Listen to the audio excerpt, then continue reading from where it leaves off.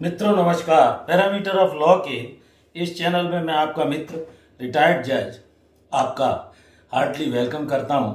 आज मैं ड्राफ्टिंग से संबंधित एक महत्वपूर्ण टॉपिक इस वीडियो में बताने जा रहा हूं। वीडियो इंपॉर्टेंट है, शुरू से अंत तक देखिए, इसे बीच में एस्केप न कीजिए जिससे सारी बात आपकी समझ में आ सके। तो कुल मिलाकर जो ड्राफ्टिंग है, ड्राफ्टिंग शब्द आपने सुना होगा। ड्राफ्टिंग का उद्देश्य क्या है, और सारे वकील लोग किसी भी एप्लीकेशन को ड्राफ्ट करने, प्लेंट को ड्राफ्ट करने, रिटन स्टेटमेंट को ड्राफ्ट करने, या वसीयत को ड्राफ्ट करने, सेल डीड को ड्राफ्ट करने, कोई भी ऐसा डॉक्यूमेंट जो भी ड्राफ्ट करते हैं उसमें how to identify the material facts.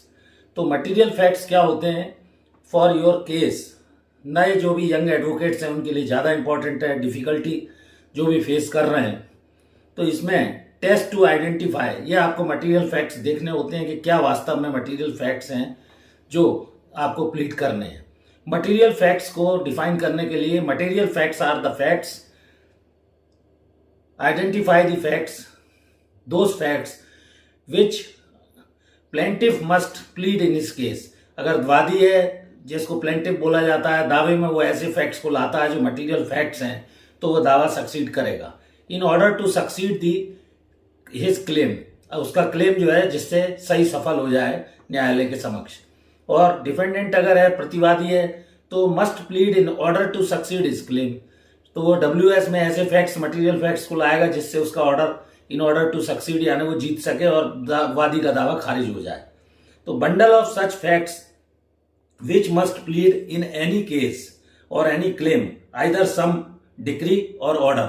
तो किसी भी डिक्री या ऑर्डर के लिए जो महत्वपूर्ण होते हैं, ऐसे महत्वपूर्ण फैक्ट्स को ड्राफ्टिंग विथ पर्पस, ड्राफ्टिंग का मुख्य ये उद्देश्य है कि मटेरियल फैक्ट्स ही उसमें प्लीड किए जाएं। अननेसेसरी के फैक्ट्स जिनसे कोई रेलिवेंसी नहीं है उन्हें प्लीड नहीं करना चाहिए। और डिपेंडेंट और a claim for dismissing the claim, जिससे वादी का दावा खारिज हो सके। तो इसमें लिस्ट ऑफ फैक्ट्स हो सकते हैं, नंबर ऑफ फैक्ट्स हो सकते हैं।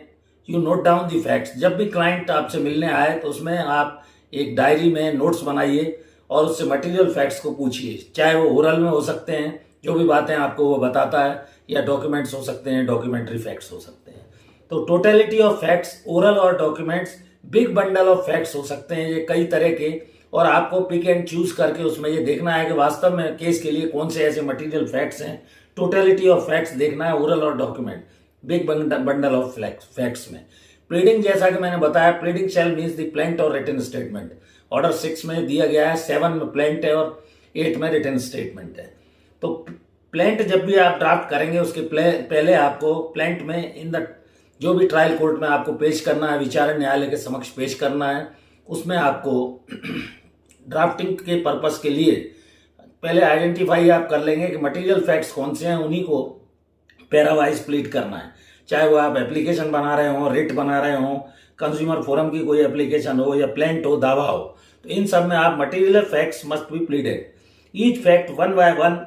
तो आस्क क्वेश्चन टू योरसेल्फ, अपने आप से भी आप ऐसे प्रश्न करें, क्लाइंट से पूछें, और मटेरियल फैक्ट्स देखते हुए each rest of the facts क्या है, not material facts if you not succeed, अगर आप, और remaining facts not material facts, eliminate और इंक्लूड सर्टेन फैक्ट्स।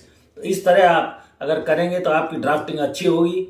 और चाहे वो आप प्लेंटिफ की तरफ से हों या डिफेंडेंट्स की तरफ से हों, इनिशियल जो आपका ईयर्स का एक्सपीरियंस रहेगा वो उतना अच्छा नहीं रहता है। धीरे धीरे आप जैसे जैसे परिपक्व होते जाएंगे, काम करते जाएंगे, आपके हाथ से ड्राफ्टिंग होती जाएगी, आपकी उसमें महारत हासिल होती जाएगी।